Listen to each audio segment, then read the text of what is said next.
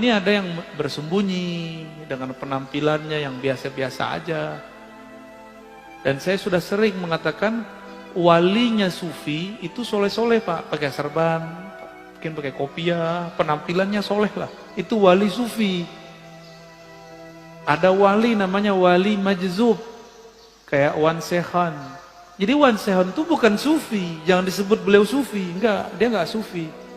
Maka tidak ada tarekat sufi yang membuat orang seperti Wan Sehan. Itu namanya wali majzub.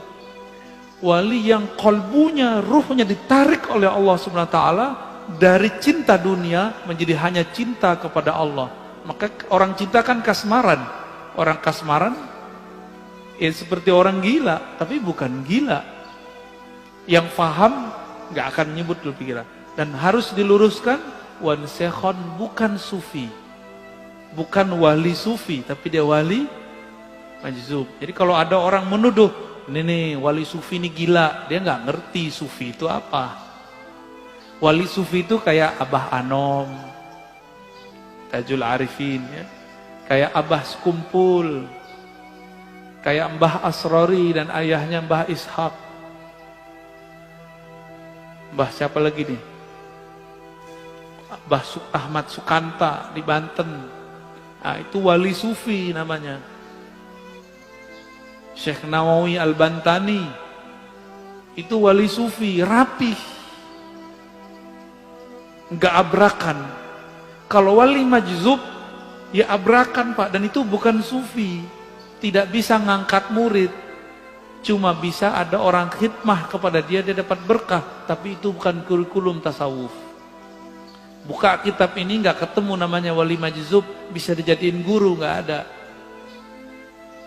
Jadi seperti Wan Sehan itu tidaklah dapat bisa dijadikan mursyid. Beliau asik dengan mahabbahnya, nggak bisa. Gimana orang mau berguru kepadanya? Jadi itu bukan wali apa sufi, tapi wali apa? Wali majzub. Terus yang ketiga ada wali yang menyembunyikan ma'rifatullah dalam dirinya dengan cara melakukan, menzahirkan hal-hal yang membuat orang mencelaknya, disebut wali malamatiyah.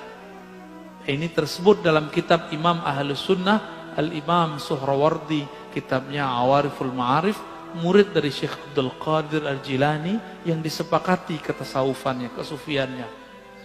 Malamatiyah ini kalau dia ketemu dengan orang yang satu channel dengannya, baru dia tunjukkan baju kewaliannya. Tapi kalau di depan orang-orang biasa kayak kita-kita ini, dia tunjukin yang aneh-aneh Pak, yang kira-kira kita nggak akan mengira kalau dia menyimpan ma'rifatullah di kolbunya. Masa si wali begini gitu, masa si wali pakai celana pendek misalnya gitu Pak. Itulah kalam Ibnu Athaillah Sakandari dalam kitab Ibnu Athaillah, subhana man satara sirral khususiyah bizuhuri al-basyariyah. Sungguh hebat Allah, Allah sembunyikan agen-agen ma'rifatnya dalam rupa sisi manusiawi. Kadang pedagang kelontong, mungkin dia seorang sopir angkot, sopir Grab, siapa tahu, wallahu alam. Bukan berpenampilan kayak kiai, kayak ustadz. Jadi kalau wali sufi mirip sama kiai. Kalau majzub ya suka-suka dia abrakan. Wali malamatiyah seperti kisah Nabi Musa dan Nabi Khidir. Nabi Khidir menunjukkan maksiat Pak di depan Nabi Musa, benar nggak? Maka antum nggak akan kuat ketemu wali malamatiyah, bisa kafir, mending nggak ketemu. Masalahnya di akhir zaman begini, wali-wali ini kan susah diketahui. Dan besar kemungkinan wali al-ghaus di akhir zaman nanti malamatiyah. Nabi Musa aja gagal Pak, tapi dianggap berhasil dengan syafaat dari Allah. 3 kali dia ingkar, bener gak? Nabi Musa bisa ingkar, loh kita siapa? Kita bukan Nabi Musa. Kalau Allah tidak menakdirkan kita bisa terima, tidak membantu rohani kita, Kita bisa nggak kenal-kenal tuh sama wali Malamatiyah ini. Wali Malamatiyah ini punya trauma dengan iblis.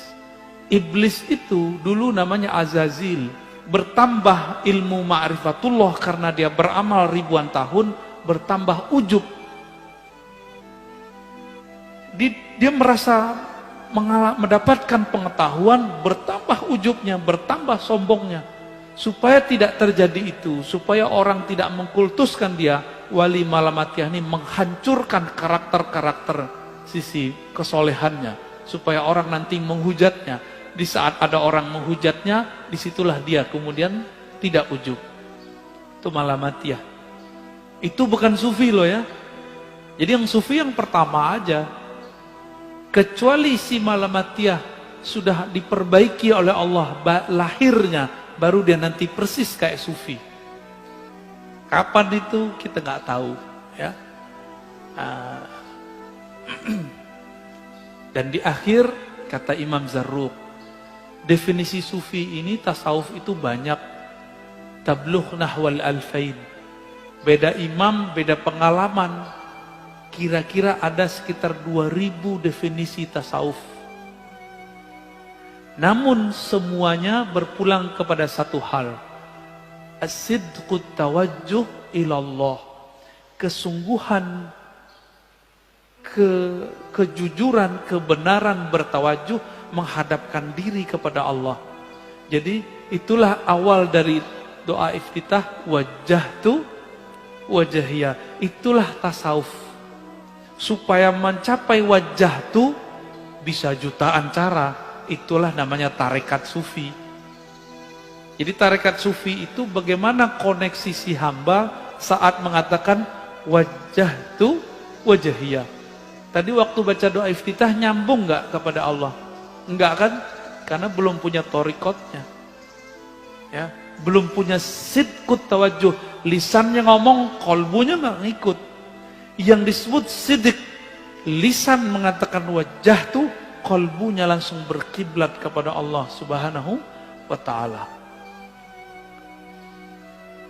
Berdasarkan itu, kata beliau, apapun kata orang tentang kezindikan tasawuf itu bersumber dari kebodohan mengenai hakikat tasawuf. Ya, jadi tolong sama-sama kita luruskan.